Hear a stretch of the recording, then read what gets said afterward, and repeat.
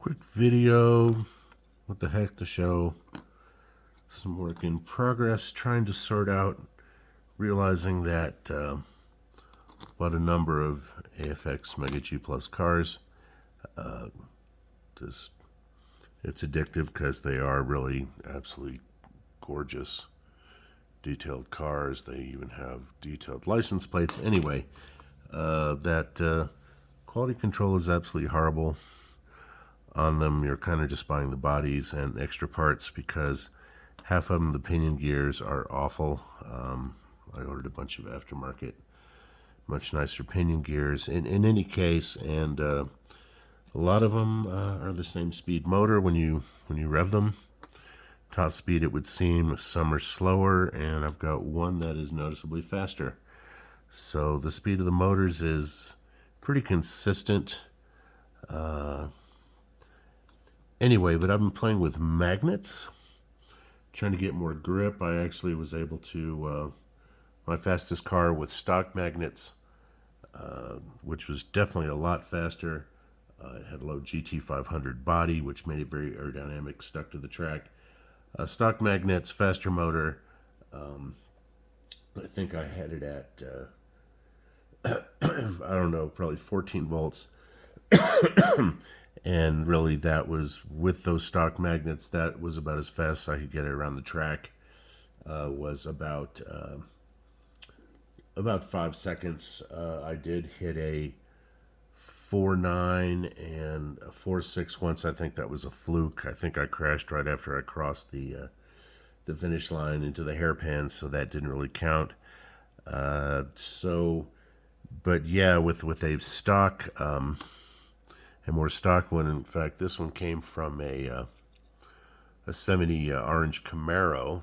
Once again, the same chassis, and I swapped out better pinion gears, checked it to make sure it was default speed motor, and I ran that around, but the magnets have been doubled up. So in other words, you've got magnet slots here, which are empty in this car. This was a S500. And I basically just stole the magnets out of another car and stacked one on top of the other and was able to get double the downforce, and I was able to crank the voltage up to, I'm up to 17 volts, and the thing sticks to the track like glue, and I was able to get from typically just 5 seconds at best with the fastest car I had. This is just a normal speed car, and I got the time down to 3.6. So definitely sticks like glue. I could even turn at full throttle. It'll do the big long sweeping straight with chicane, and then a big sweeper to the right. 100% full throttle, and it just sticks like glue. Would never come off. So I actually was trying to experiment with slightly less magnet power, maybe get a little bit more speed. Trade-off of downforce traction with the magnets and get a little bit more speed and maybe shave that off to the lower threes. Hard to tell. What I did find was I also made this beautiful little downforce magnet downforce meter, which actually I got off of line. I was looking, the professional ones, you can buy, are ridiculously priced, hundreds of dollars.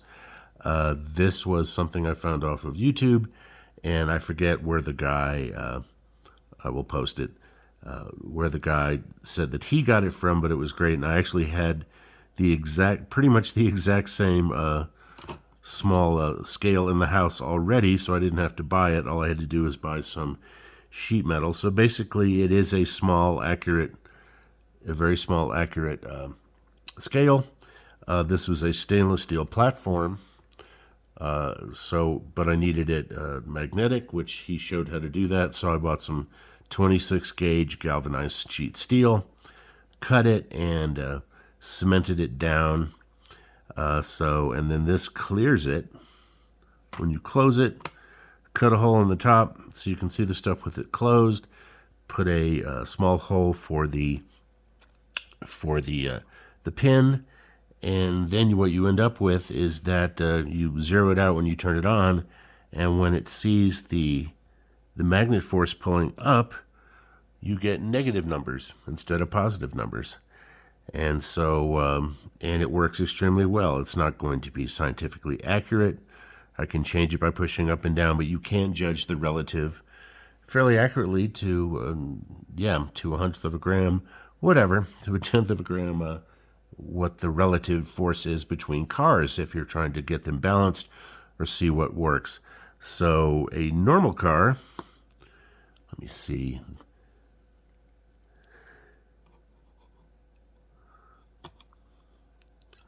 Come on, find the peg. There it is.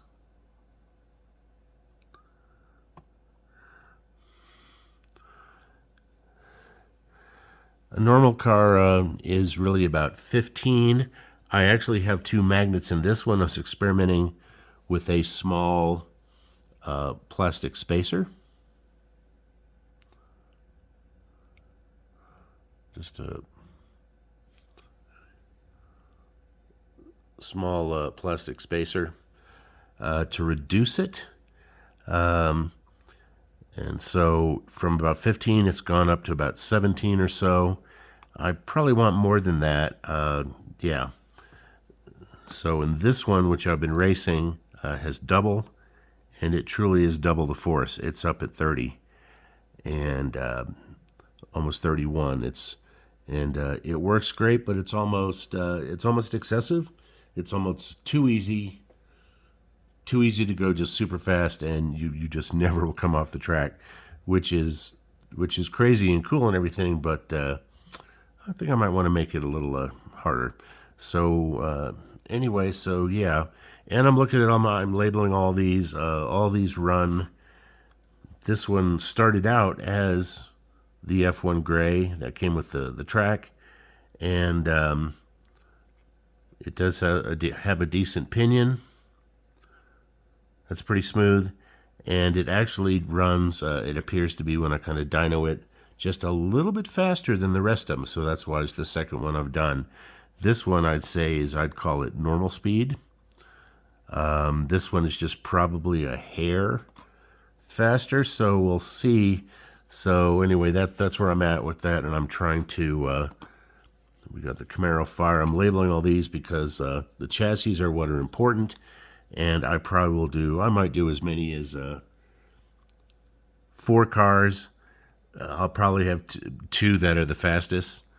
But at least I want to label what all the chassis are, because you can just simply swap out the bodies on any given chassis. I also have been running some Jag cars, PR5s, and the short body ones, which are, I forget what they're called, PR15 and an SR5. Anyway, these are long bodies, and I've got short body ones. The Jags are definitely faster, have much better motors. These are more toys with a toy type can motor. The Jags are definitely faster, but of course, you have your limitations of downforce and how fast can you get any car around the track, depending on how much downforce you have. So I'm finding it is a little bit relative. With a faster car, I don't even need to run it as high a voltage, but with a stock set of magnetism and just basically a good handling body, you can still only get it around the track in so many seconds, because it'll lose its grip and it will fall off, it will fly off. And so what I can do at, say, 14 volts with a super fast car with standard magnets, I can take a souped up one with double magnets with a regular slower speed, much slower speed, but crank up the voltage. I've gone up to 17 so far. I'll probably top out about 18, and go much faster around the track. Like I said, I was doing, instead of 5.0s, 5.1s, I was doing 3.6s, simply because of the downforce. So more voltage and more downforce, and obviously a very low profile body. Put a tall body on it, it's not going to handle as well. And you're getting similar speeds around the track. It just feels different. So, yeah, there we go. So that's today's project. Swapping out magnets and trying different levels, and getting good pinion gears on the cars I want. and seeing if I can get something in between 31, 32, and 15 grams of force. I'm going to see if I can get this up to, I don't know, yeah, see if I can get up to 20 or 25 or something. So I'm going to try a different, try maybe, seems to be these are very thin, but I'm going to try maybe say a paper spacer instead of this plastic one, and see if, see if I can find a combination that works good so I can adjust the downforce instead of pure double strength magnets. I get something that's maybe, instead of, 2.0, get something that's 1.5, 1.7, and see where I like the performance versus speed versus grip versus actually just having fun and having to be careful instead of putting the hammer down and the thing never comes off the track. That's not particularly fun either. There's no skill in it. Anyway, that's what's up today.